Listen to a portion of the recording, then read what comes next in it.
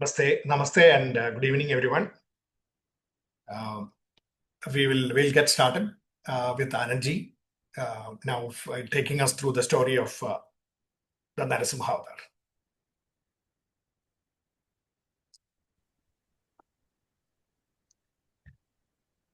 Om Gam Ganapataye Namaha.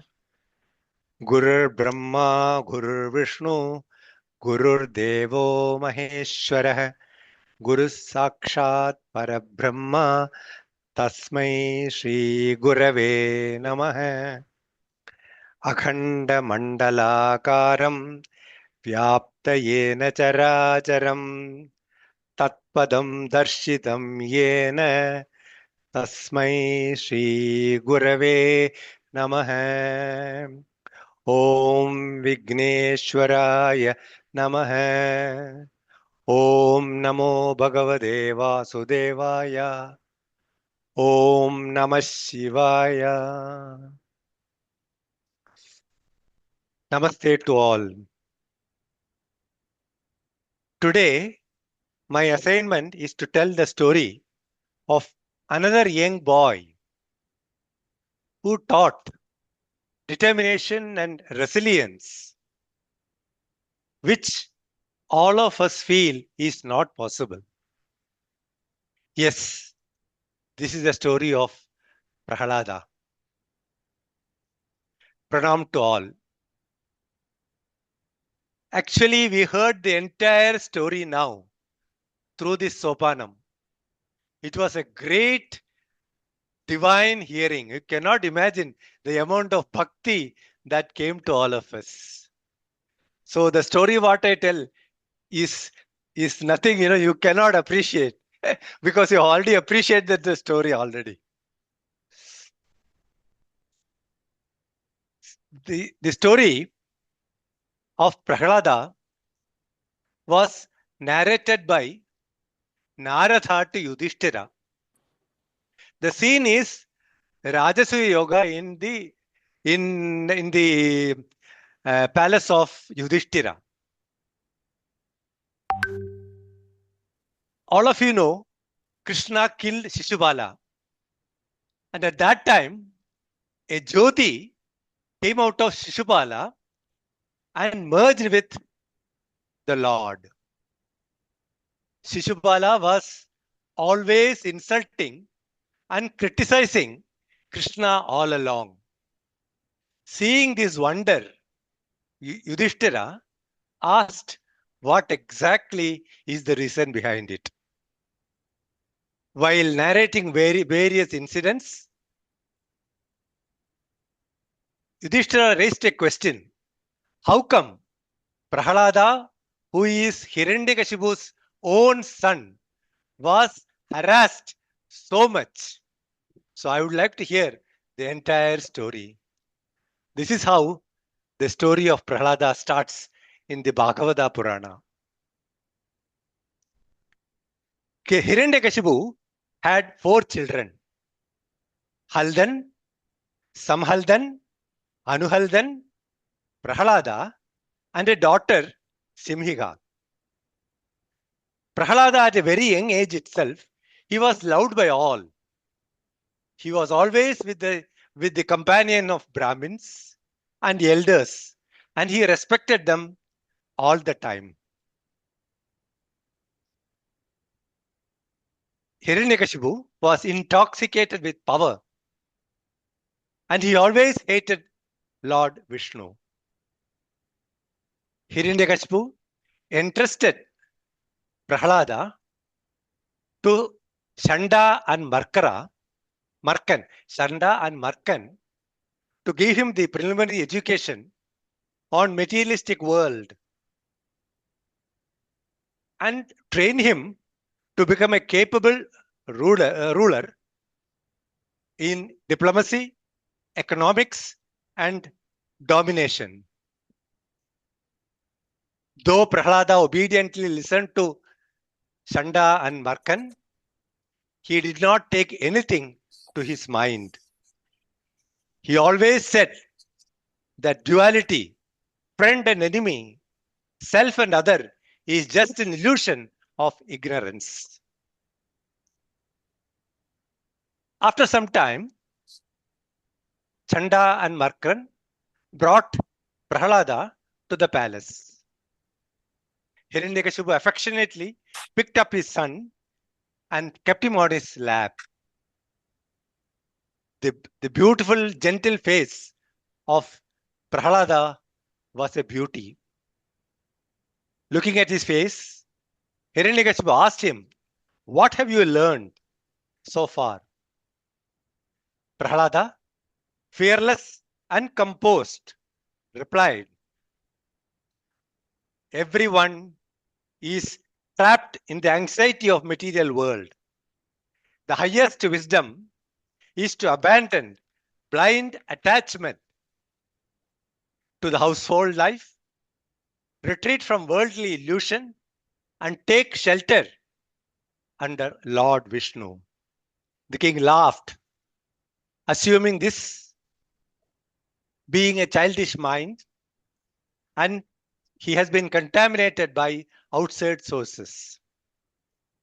He told Chanda and Marka to be more vigilant and train him in a better way. Chanda and Marka started their efforts again. They asked him, "Where do you get this rebellious attitude?" He said, it is from inside. There is the distinction between mine and yours is just an illusion. I am drawn to the Lord like the magnet is attracted, like an iron is attracted to the magnet. Enraged by this statement, Chanda and Markara relentlessly started their effort in material duty, sense enjoyment, and tried to convince him that what he has in his mind is not the true nature. After some time, again, they took Prahlada to Hiranyakashipu. Hiranyakashipu asked him, "What have you learned?" Without any hesitation, Prahlada said, "The highest education is bhakti." He said, there are 9 processes: hearing, shravanam; chanting, kirtanam; remembering, smaranam; serving the Lord, padasevanam; worshipping him, archanam; offering prayers, vandanam; becoming his servant, dasyam; becoming his friend, sakhyam; and surrendering everything to him, atma nivedanam. Blinded by rage, Hiranyakashipu hurled Prahlada from his lap. Turning to the child, he demanded from where he gets this power for defying him. He said, it is the same superpower which is available in you, in all living and non-living beings.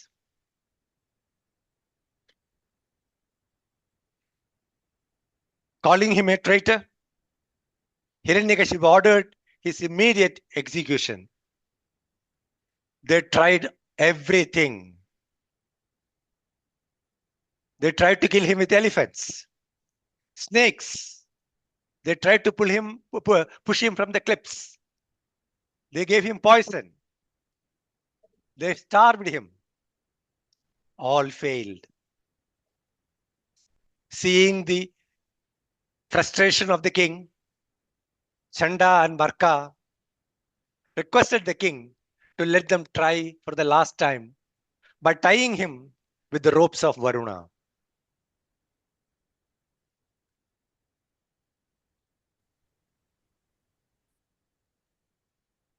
They tried again, but during the absence of the Guru's sons, the demon boys surrounded Prahlada. Seeing the beautiful faces of the demon boys, Prahlada started teaching them. He told them, human life is extremely rare. Therefore, devotion to the Lord alone will bring them happiness. And that should be started right from the childhood and should not wait till the end. He explained how 100 years of lifespan just vanishes. He said, the greatest enemy is bondage. Like a silkworm weaving its own prison, man traps himself with affection with all the family members. We should not get bound. Instead, we should love the Supreme Lord. Bhakti, he said, is the only way to please the Lord. Then this knowledge, Prahlada concluded, has been taught to him by Narada Muni. On hearing this, the demon boys were surprised because in the ashram, he is under the strict vigilance. And before that, he was in the palace. So how come Narada Maharshi could have given advice to him? They would like to have some elaboration. Prahlada revealed the hidden story. When Hiranyakashipu left for austerities, the demon gods attacked the demon city. They looted the city and also captured Kayadu, the mother of Prahlada, who was pregnant at that time. Narada Maharshi intervened, telling that the child in the womb is a pure devotee of Narayana, and hearing the words, the demigods, led by Indra, released Kayadu. Narada Maharshi took her to his ashram and gave shelter till the return of Hiranyakashipu. Narada also blessed her that the delivery will not take place until she wished. Narada instructed her the spiritual truth, but she forgot, whereas the child in the womb retained every teaching by the divine grace. Prahlada then explained the difference between the body and the soul.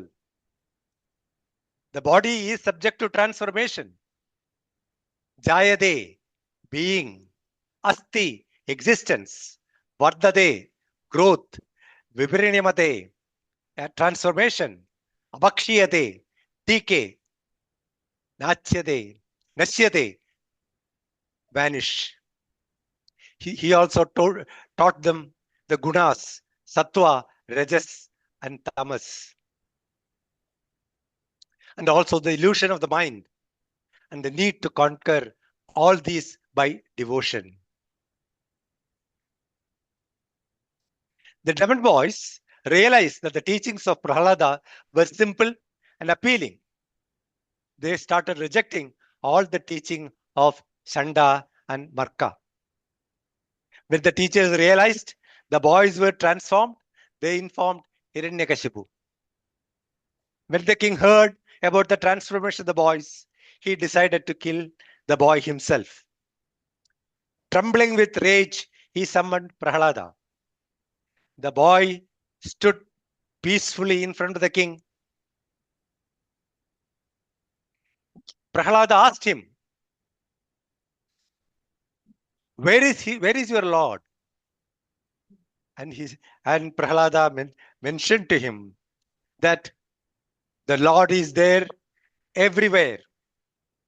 And the strength what I am getting is the same Jagadishwaran who also gives you the strength and also to the living and non-living things in the world.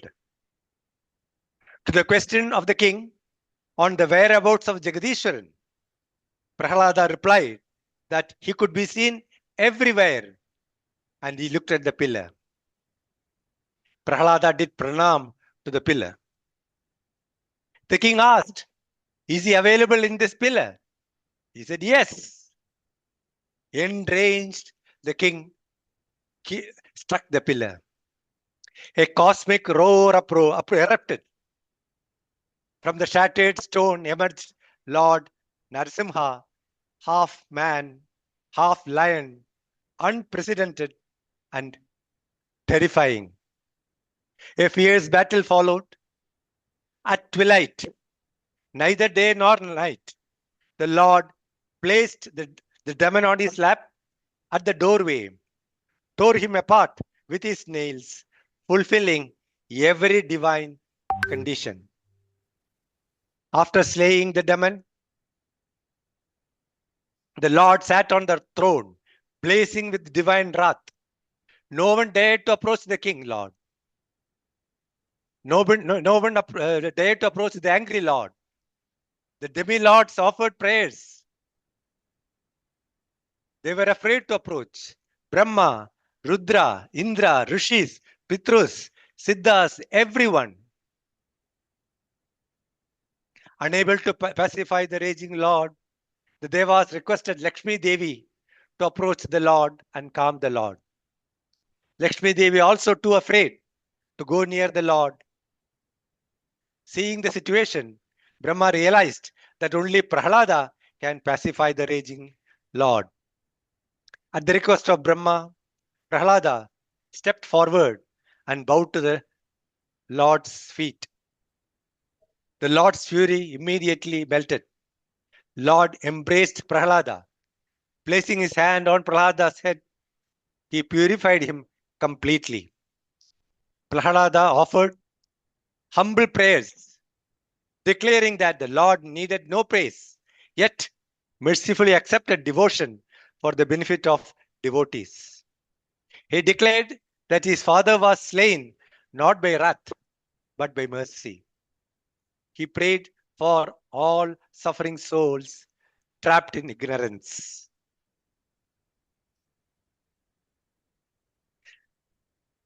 The Lord asked Prahlada to ask anything he wanted. The Bhagavan's words were too enticing to reject. Prahlada, having understood that boons were an impediment for bhakti and for the spiritual progress, did not ask any. Pleased, Lord Narasimha smiled. Lord still insisted Prahlada to ask for a boon.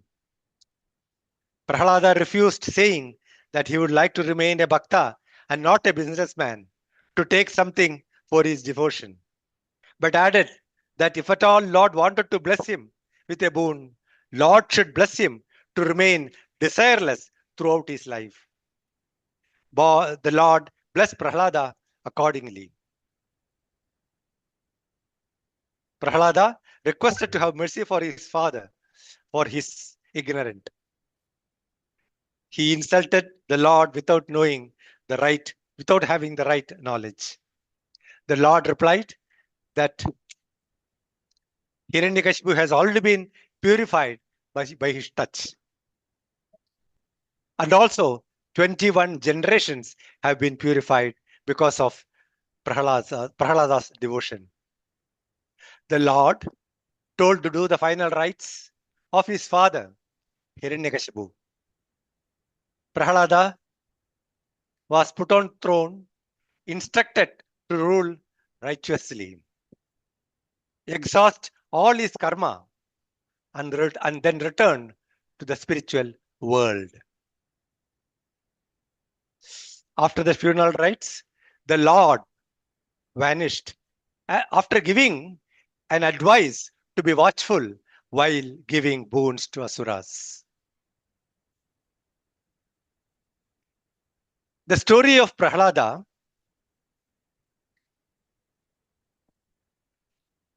is more than a spiritual and religious narrative. While we will have an insight on the spiritual nature through Satish Ji, I would touch upon some related observations to the modern corporate world. It's a profound study of leadership, organization culture, and psychological resilience.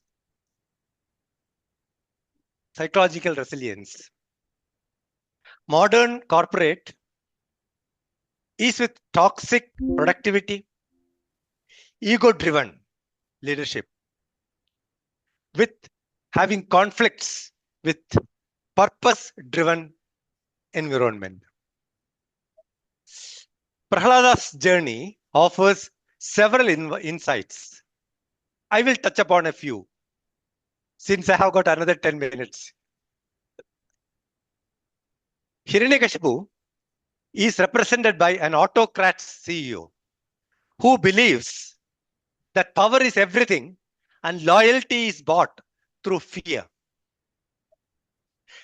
As seen, this will fail over time because they prioritize dominance and diplomacy over empathy and purpose. Prahlada proved that it comes with only with remarkable alignment dharmas, that is core values, the leadership can sustain. The illusion of friends and enemy. In an organization, departments and colleagues are viewed as each other as rivals, lacking collaboration. Accordingly, the organization suffers. Prahlada's concept promotes system thinking, considering the world as one. That means the organization as a single unit. Resilience and invincibility. Prahlada was subjected to extreme stress tests. Anything that can be practically thought of. Yet he remained invincible through his power of higher values and truths. The same thing happens in an organization. But if an employee is subjected to, if the employee has a clear vision and clear thinking and a clear why, having an internal clarity, he can withstand any amount of hostile environment taught by Prahlada. The 9 processes described by Prahlada can also be related to the corporate world. Shravanam, deep thinking, meaning understanding the needs. Kirtanam, effective communication, articulating the company visions clearly. Smaranam, mindful focus, long-term goal in mind all the time. Archanam, diligent execution, treating work as duty. Sakhyam, collaborative spirit, building authentic partnership and teamwork. Atmanivedanam, total commitment, full ownership and accountability. Padasevanam, friend line support, serving the team needs, improves confidence in the organization. Vandanam, appreciating and giving humility and being humility all the time. Psychological safety, team feels valued and respected. Teaching by Prahlada to the peers teaches us the importance of peer-to-peer teaching. See, we feel that it is not correct to teach the peer. It is very important to have whatever knowledge we have to be shared with the peer. This not only improves the organization, but also improves the knowledge of the individuals imparting knowledge. The Prahlada also explains the 6 stages of material transformation. This also happens in every organization. It teaches us the agility required to remain steady with strategies, tools, knowledge, etc., to survive the transformation. The gunas. Satuguna represents ethical leadership. Tamas, bureaucracy, lethargy in taking decisions, killing the motivation. Rajas, drive necessary required to take action. Say, for example, in sales, etc. But overdoing the same will also give harmful results. Prahlada says it is there everywhere. What does this represent in an organization? It represents transparency, integrity, ethics, environmental requirements, social and governance standard, which has to be there in all over the place, not only in the boardroom.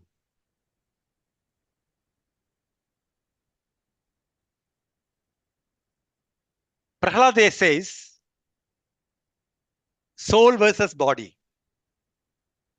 Core values like versus meeting targets. Uncontrolled mind. Low emotional quotient. Bhakti. Purpose-led culture. Gods can be purified only by bhakti. Now, the demigods could not satisfy by singing the song, singing the studis. What does this represent in a corporate world? During corporate crisis, top level always try to find fault each other. They will be entangled in politics or egoistic, not to accept the mistakes or to find a solution to de-escalate the situation. It will be the frontline employee who will find a solution. Prahlada found the solution for the crisis.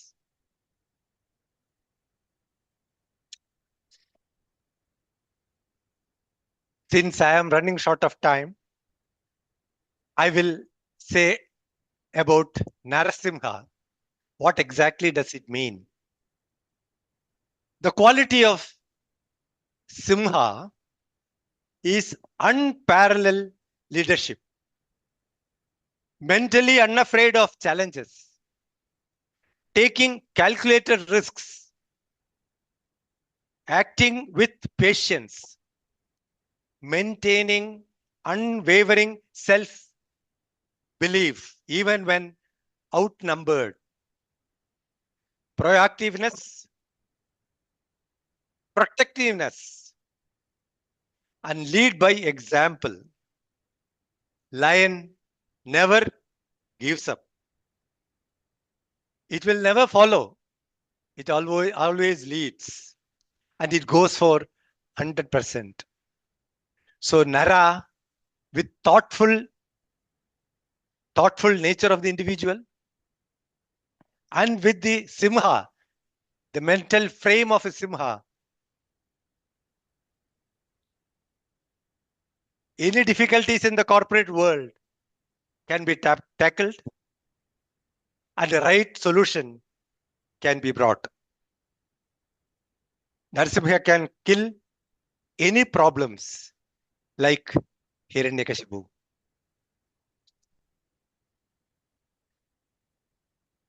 With this, I would like to thank all of you to have a patient hearing. And as I always say, whatever I have said is taken from various sources, and nothing of my own.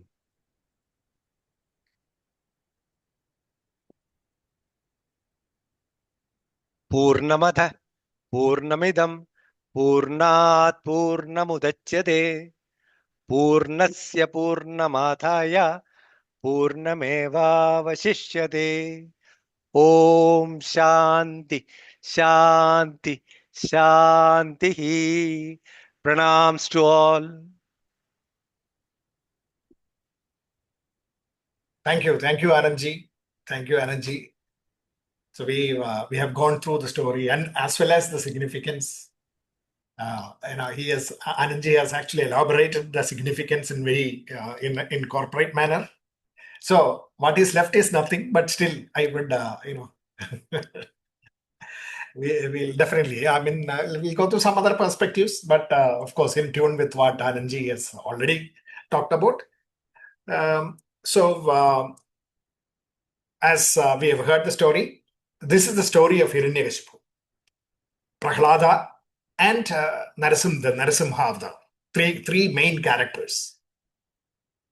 This is a story of how man, with his extraordinary thirst for instant glories, ignores, is indifferent to, rejects, neglects, or even tries to kill sustainable joys, and ultimately overcomes stubbornness to invoke inner strengths, the inner strengths of viveka and virya, discrimination and dispassion, the strength of dispassion to kill negative tendencies. This story is a masterpiece of analytical thinking.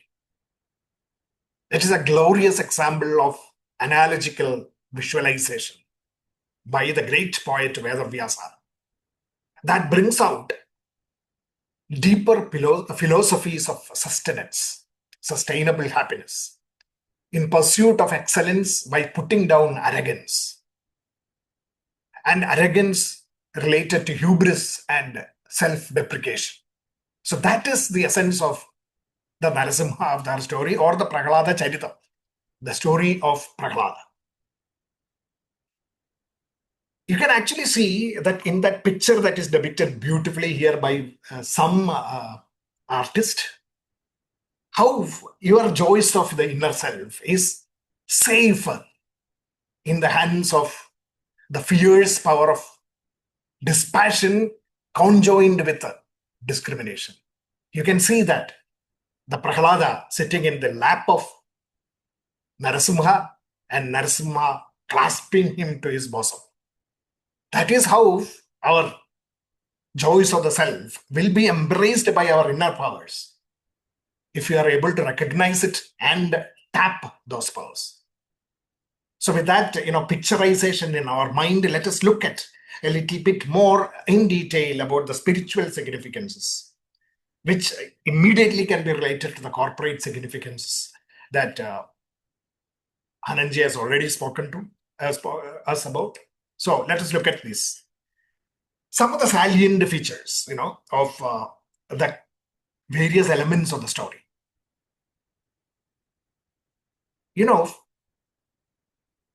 Prahlada's story is mankind's story of grit, determination, and abundance. It is about firm belief or faith that opportunities to apply the discriminative intelligence and determination combined with the discriminative intelligence, which I will call it as determined discriminative discernment, 3Ds, to succeed based on the right path. It is available to everyone. There is no partiality for that power within. And wherever you are and whatever the situation be, it is there in you to apply it. Sustainable success and happiness are always rooted in such determined discriminative discernment that we bring into our daily living. So mind's predominant tendencies can be classified into two fundamental points. That is, the tendency of the mind to go after instant gratifications for fleeting pleasures. This is actually based on selfishness taking control. A mind that is wrapped in instant glories, wrapped or clothed in the golden, what you call, glare of instant glories, which is basically what the name of Hiranyakashipu signifies. Hiranya, gold, Kashipu, cloth, clocked in gold, clocked in gold, clothed in gold, Hiranyakashipu. So a mind that is wrapped in the pursuit of instant glorifications is basically what Hiranyakashipu is. And the opposite tendency is a tendency of the mind to take to the path of goodness, of sustained happiness.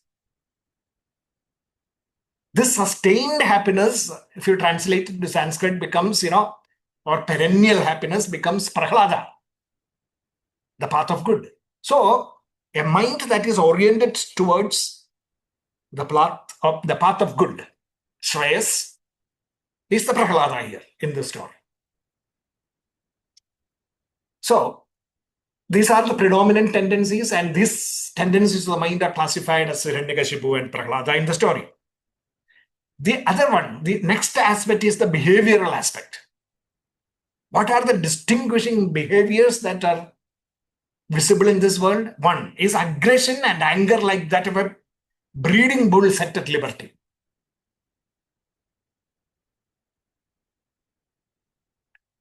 That is what is, this is what actually controls, trains, and guides the mind.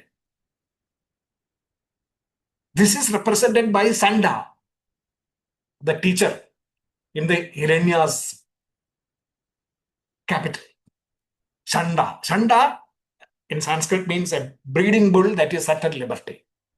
So it is the anger and aggressions that we have in our mind, which when let loose behaves like a breeding bull. That is a Sanda that trains our mind to do such things. And the next aspect is the flippant actions like that of a let loose monkey. The flippancy of character. That is Marka. Marka means monkey. The monkey-minded. The monkey mind and the bull-minded. The bull and the monkey coming together to actually train our mind. That is Chanda and Marka. Leading us or taking us towards the path of, or training us to take the path of the present, the prayers.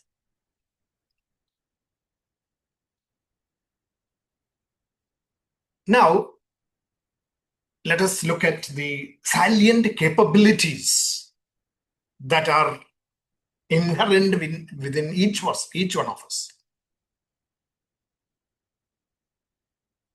In fact, in the picturized in the story line, it is said that to prove to the world Prahlada's promise or statement as truth, Narasimha, who is present everywhere, or the Lord who is present everywhere, appeared, bringing forth the most wonderful form that was not found in either the beast or the human world. Thus, the Lord appeared in his palace on a pillar in a wonderful form of Lord Narasimha Deva, half lion, half man. And this, as Anandji has already pointed out, the capability to differentiate what is good and what is pleasant is the function of Viveka, which is a mankind's faculty. Discrimination, Viveka, and the capacity, it is not just enough to understand what is good and what is bad or what is pleasant, but you should also have the willpower, strength to take to the path of good. Otherwise, what is the unique meaning of having Viveka? So capacity to fiercely and forcefully stick to the path of good. Fierce determination, strength of determination, strength of willpower is the virya within each one of us. This Viveka and Virya are represented by the lion, the man-lion form. It is about firm faith, belief that opportunities to apply discriminative intelligence and determination to succeed based on the right path is available to everyone, wherever they are, in whatever situation they are in. Sustainable success and happiness are always rooted in this 3D, the determined discriminative discernment that we bring into our lives. Now, the interesting aspect is, it is picturized as this Narasimha is emerging out of a stone pillar, standing in the, supporting the palace. What does it imply? It implies that even in stubborn countenance of self-deprecation and negativity, many a times when we face challenges, we always succumb to it.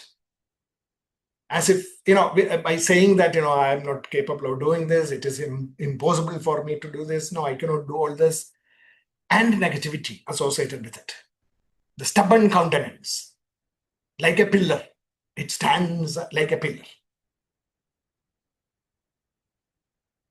But the power of forceful thrust of self-effort.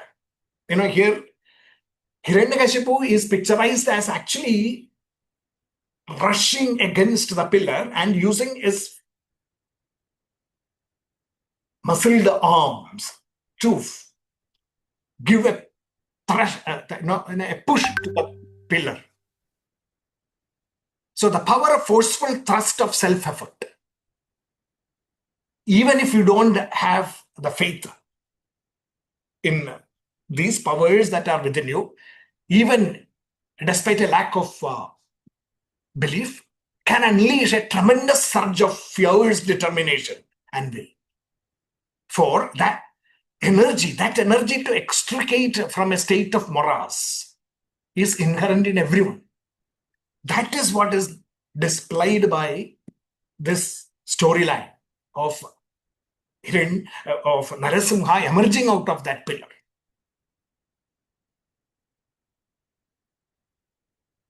So, let's get into the next aspect of symbolization. Here, that Narasimha who emerged out of the pillar is described in the Bhagavad-Gita in 3 or 4 verses of poetic narration, fearful, of formidable form, Bhayanaka Rupam, Pradapta Chamikara Chanda Lojana, glowing golden passionate eyes. That's how it is described. Face shielded by the fibrous spreading mane, giving it a huge appearance. Swara Sadakesara Jumbrida Ananam, razor-edged quivering tongue, rigid toughness and abrasiveness is shown. Karavala Chanjala Duranda Jihwa. And then Brigudi Muga Bana.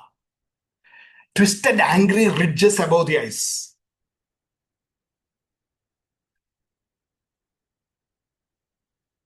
Stabdordva Karna. Steady pointed ears. Focus, steadiness of mind. Cavernous mouth with wide open nostrils. All attention. Girikanda Vadasya Nasam. Wide open and terrible jaws. Anubeda Bhishana. Gigantic or heavenly touching body. Divisparsha Gatram. Dirga Pivara Griva Vakshasthala. Long and stout neck and chest. Alpa Madhya. Thin waist. Chandramsha Gaure's Charitham. Shining and flashing like the moon. Hands spread everywhere. Bhujam Aneka Chatam. nails which are own weapons, naghayudha, and then weapons in the hands of, what are they? Shankha, Chakra, Gada, and Padma. Conch sounds you out, the call of conscience. Wheel protects you, the time, the great healer. Maze forbids you, warns you, gives you the warning. And lotus, the blessings of thought power, the thousand sliced step, brain that gives you the thought power. So all these describe the appearance of Narasimha, and symbolically, what does it mean? It means strength and courage. This determined discriminative discernment comes only when you are strong and courageous. You take on leadership and authority, take ownership of that, and protects and guards moral values and systems, wisdom, and shows wisdom and balance. That is nothing but the courageous conscience that is described in modern terminology as the ability to assess what is right from the wrong or the pleasant, and the fortitude to take affirmative action towards what one believes is right. That fortitude is the strength of willpower, and the ability to assess what is right and wrong is the viveka aspect, the discriminative aspect. Coming together is courageous conscience. Abhayam, tattva samshuddhi, jnana yoga vyavasthiti.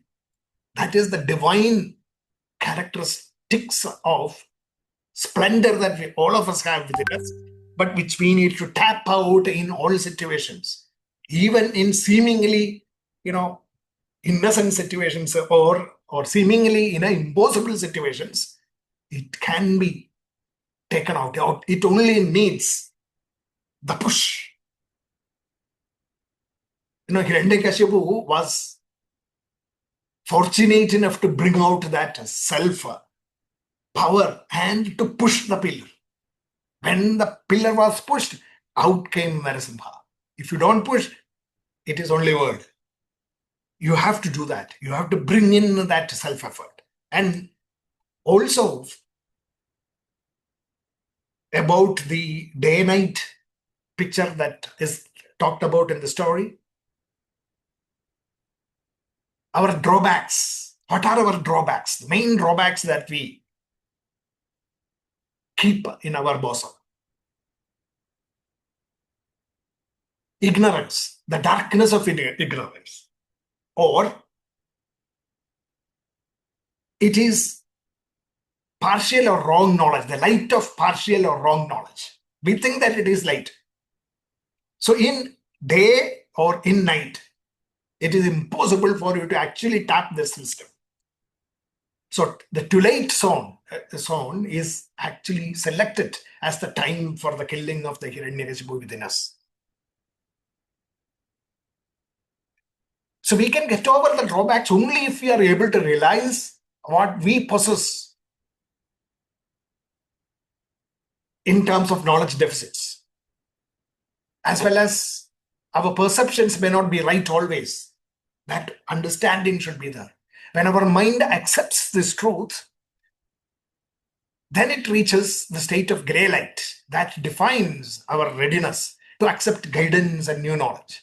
This is represented by Narasimha fulfilling the mission of killing Hiranyakashipu during the twilight hours.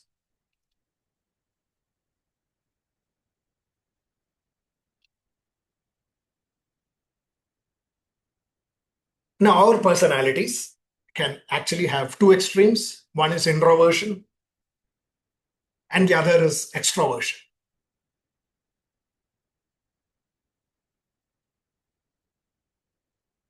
This introversion is represented as being inside and extroversion as being outside.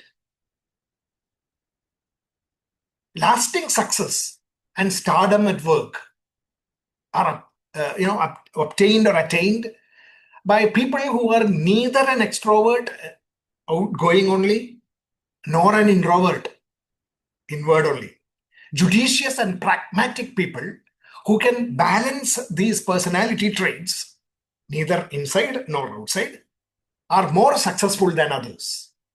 This is the significance of the story element, telling us that the killing of Hiranyakashipu happened on the doorsteps of the palace and not inside or outside. So that is the time when this power is tapped the most and kills our negativities and selfishness.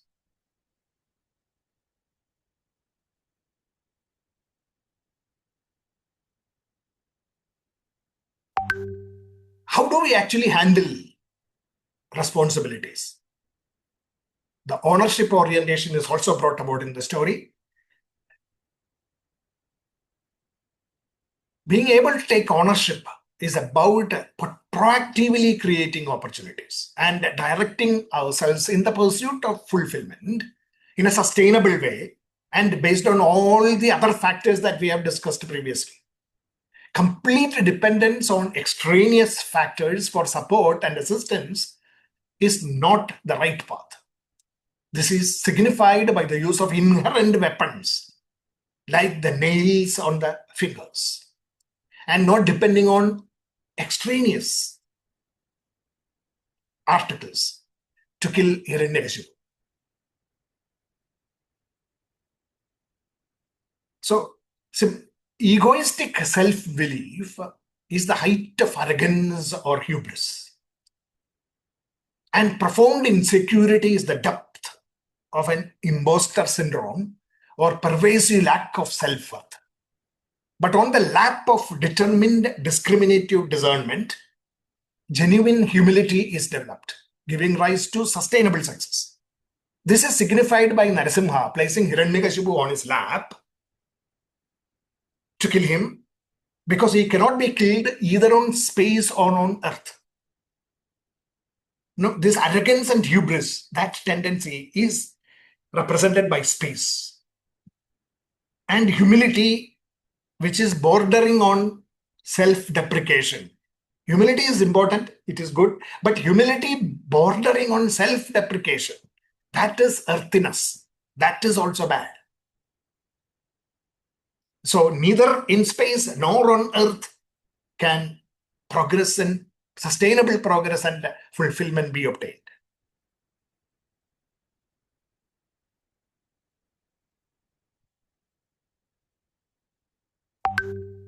Now, to summarize these significances, spiritual significance, and to understand the significance of the Narasimha avatar within our own bosom, we need to look at our identity, our true identity, self.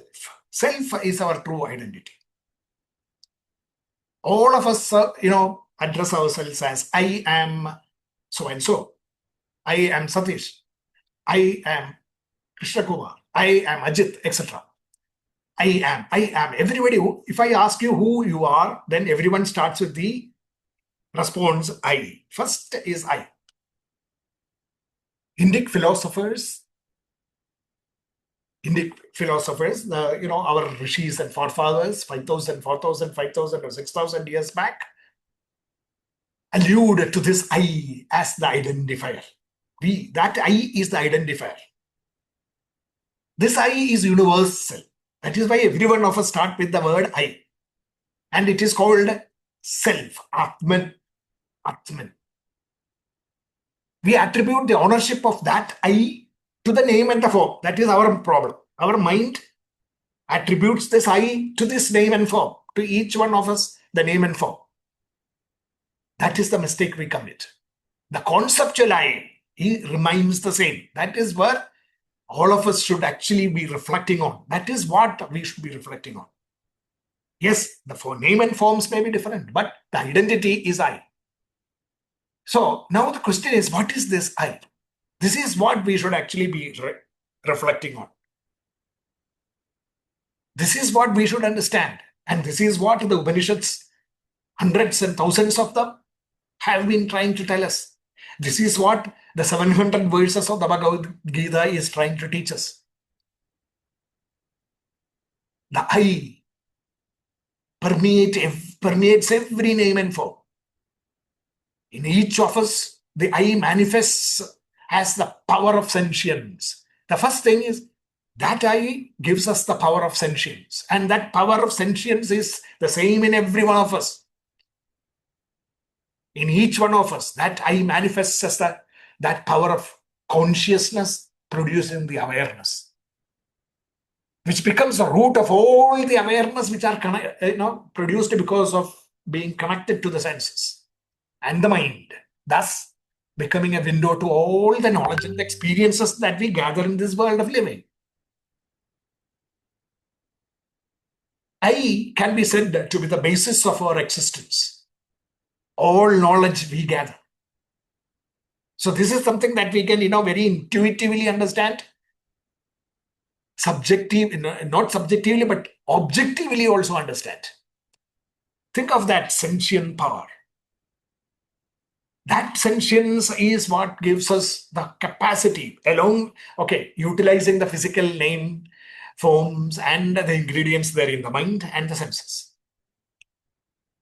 That helps us to be aware of this world. That helps us to be have the ability to gather knowledge and understand everything, including that knowledge that I is the supreme I, the Atman, is the identifier, and that is my real identity. That knowledge is also possible only because of the mind that we possess. Without this mind, you will not be in this world, be able to understand that. That is why our ancient thinkers, the rishis, said self is existence. That because the sentience gives us the existence. And we say, I exist, therefore I am. Knowledge, because this sentience gives rise to consciousness, which gives rise to awareness through the senses, and which helps us to understand and make inferences and gather knowledge, both from the outside as well as from the inside. And bliss, the happiness that we all want, because this I is existence, knowledge, and happiness. I is happiness. So who are you? I am happiness. That is the true answer. I am happiness. That happiness, when it is tied to the physical body, initially appears as a glow of happiness that we seek for. The glow of happiness that we seek for. And how can you seek this happiness? Only through the intellect, mind, and the body. In the physical world, the outside world. In the outside world, you can gain happiness only through the intellect, mind, and the body. That is the mistake that we all commit. We forget the fact that we are happiness. But we depend on the intellect to understand what the happiness that I need is for. Or, what kind of happiness I need. What kind of, that mind plays a trick on you. And then we seek happiness to satisfy the intellect, mind, and the body. And that is the mistake that we all commit. Instead, the happiness for the inner joys of the self is what our true requirement is. Because we are happiness. Happiness thus becomes our very inner nature, is our inner nature. And this is transformed into the inner impetus that becomes the driver for all the functions of the mind, senses, and the body. That is the erroneous thing that happens. It can thus be called the happiness. Seeking happiness is what is called as self-direction. But when that happiness is oriented towards satisfying the whims of the intellect and the mind and the pleasures of the senses, it becomes what? Body direction or jiva directed instead of self-direction. The Atman directed is what is called as the joys of the inner self, which is what the sustainable happiness that we should be seeking. So it's about happiness can be sought by the mind satisfying the senses, or it can be sought seeking the inner satisfactions of that Atman, joys of the self, Atma Tripti. This choice has to be made by the intellect aspect of the mind. This choice can only be made by the intellect, in the individual intellect. When the intellect goes for the bliss of self, the joys of the self, then we say that the subtle aspect of intelligence is at work. seeking good, Shreyas. Otherwise, it is the gross aspect that gains control, seeking pleasures or prayers. Discrimination, dispassion, and determination and the dexterity of our work are the four aspects that define what we do and how. Discrimination and dispassion are mind's differentiation aspects, whereas determination comes from the strength of will, the willpower. Differentiation and strength of will are respectively considered the defining characteristics of humankind and the lionkind respectively. Okay, these two, when these two powers combine, it forms a formidable force of redemption and transformation of person and of our own life and living. So the descent of Narasimha within us, our being, is a daily blessing that we must seek to lead a life of sustained happiness and fulfillment, which is actually composed of equanimity and equipoise, self-direction, intention and effort, matching intention with effort, focus, faith, and inspiration, creatively being productive. Being productive is not full, but creatively productive is the real, what I call, the shining mane of the lion. And abundance, the positivity that we bring forth into the Prasada Bhava. This is the real blessing of Narasimha that we can seek. And may such a blessing be ours. Narasimha, may this Narasimha come down into our bosom, take avatar in our bosom, even if we are like a pillar, completely stubborn and saying, that I am incapable, etc., without any, don't believe in this, but give a self-effort, push that pillar, and out will come the Narasimha to bless us. So what is this determined discriminative discernment? This is the Narasimha. This is the real manifestation of self in this world. The manifestation of self, meaning the avatar of self. Manifestation, coming down to the body, mind, and intellect. The all-pervading Vishnu, the all-pervading Vishnu, all-pervading. So the all-pervading infinite coming into this BMI as the self and manifesting its true identity, discrimination and dispassion through our intellect, mind, and the body is the divine descent that we are talking about, which therefore will reflect as, a sense of duty, thirst for knowledge and austerities, equanimity and equipoise, creativity, productivity, and enrichment, strength of equanimity, dispassion, ownership, self-belief, intrinsic motivations to power us, not the extraneous gains that we gain, ideals to behavior, matching ideals to behavior. These are the characteristics of the discriminatory dispassion that actually Prahlada, in his eulogy on self, Narasimha Stuti, Prahlada's Narasimha Stuti, from verse 8 to 50, 43 verses in chapter 9 of the Navamaskanda, 9th canto.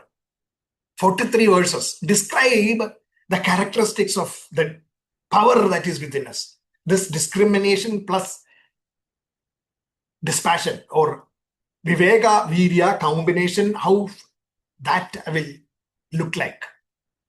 In fact, if you study this 43 verses, you can get out these qualities, and which I have summarized here in some bullets.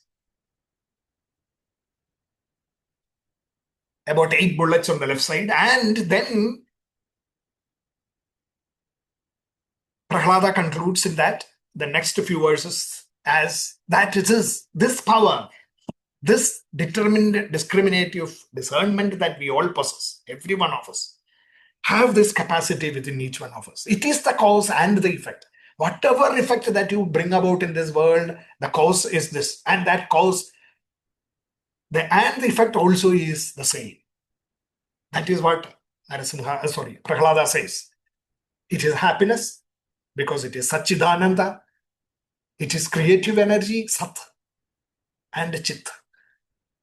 It is an antidote for agreeable distraction. That is your mind's capacity or mind's tendency to go after destructive tendencies as the thing that is required. Antidote for that is this power. Truth, sacrifice, austerity, etc. are direct manifestations of this power through the mind, so that you can exhibit this discriminative power with dispassion. Purity of thought is another indirect. Purity of thought is indirect manifestation. Truth, sacrifice, and austerity are direct manifestations. And purity of thought is the indirect manifestation. That means, truth, sacrifice, and austerity are something that is visible to everyone. Whereas the purity of your thinking is not visible, but it is the power that actually is very easy to develop from within. And then it can be translated into action. In fact, it is said that the Satya, Treda, Dwapara, and Kali Yugas are the representations of this Narasimha power. Truth, Satya Yuga, sacrifice, Treda Yuga, and austerities, Dwapara Yuga, and Kali Yuga, purity of thought. But that is not visible outside. It is incongruous. And all these four are this power that is within each one of us. Selfishness, pleasures, sorrow, fear, corruption, evil. These are characteristics that will undermine the application of determined discriminative discernment. So you have to reduce selfishness, pleasures, sorrow, fear, and corruption. And then slowly this power of Narasimha will emerge from within each one of us. To unleash it in the outside world, you need to have faith. Believe in this. Don't think that you don't have it. Believe in it. That is how Prahlada concludes. That faith, devotion, is what is required to bring it out. It is self. It is direct experience. Something that has to be directly experienced. Developed undivided faith is the message that Prahlada gives us. So let us all directly experience the power of Narasimha within each one of us. And that is the prayer that we all, along with the Prahlada, should be chanting. The 43 verses of Prahlada Stuti is the identification of the characteristics of discriminative dispassion and ultimately identifying it as our inner core. And then saying that faith is what is required. With that, let Narasimha become our inner power. Every day, right from the morning when you get up, till you go into the Sushupti state. Every moment of your life, you should be able to discern the situation, the good and the pleasant, and be able to bring your power, self-power, self-effort, self-discrimination, etc. into it to walk the path of truth, Viveka. Stick to what the Viveka says. Stick to it. That power. This is like the fierce power that we all have, and we should bring it forth in that fierceness, especially in situations where we feel outdone, outsmarted, and feel helpless and without any support. Don't give up hope. You too have this power. I too have this power is the message that we all should carry forth in our reflections on this story. And therefore, to summarize,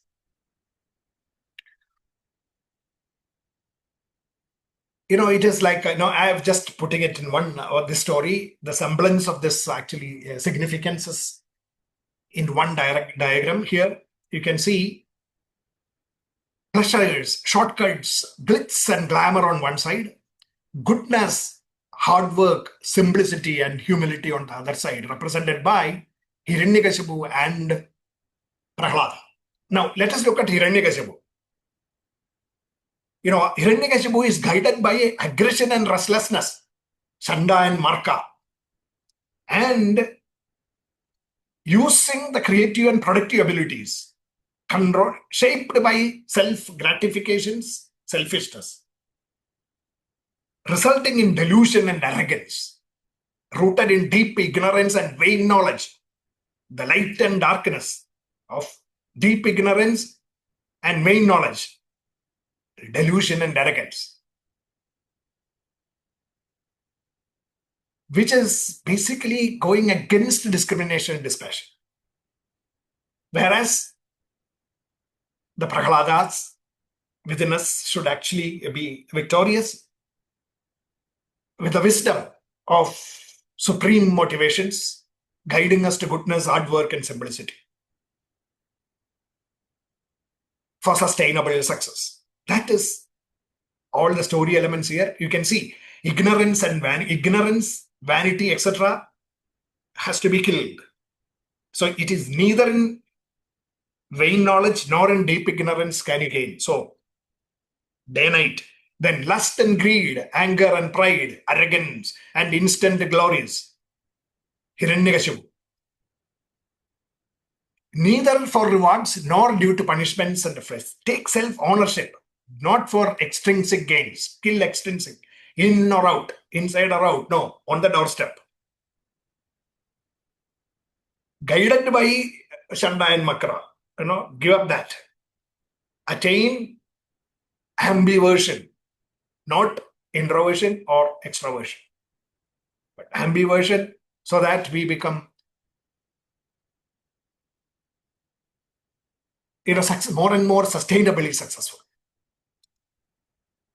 And that is the story. And the perennial happiness of goodness, hard work, simplicity, and humility, born of the wisdom of supreme motivations, is wisdom. The born of the wisdom of supreme motivations is actually the mother of Hiranyakashipu, actually, which is Kayadu. Kayadu is represented by that subtle intelligence.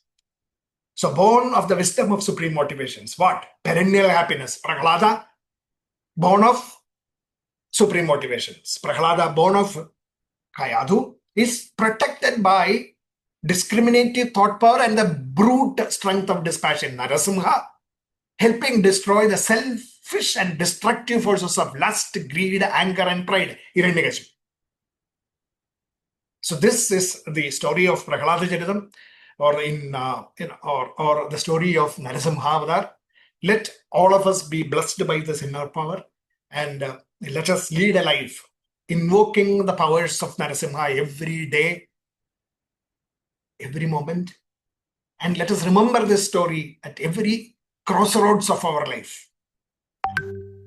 Bring forth, take out this power from within us and put it into our thoughts, into our emotions, and into our actions, intellect, mind, and the body, and make a change in this world. With that, I will stop now with the Purnamata prayer. Then we have discussions and Anandji's final comments also before we.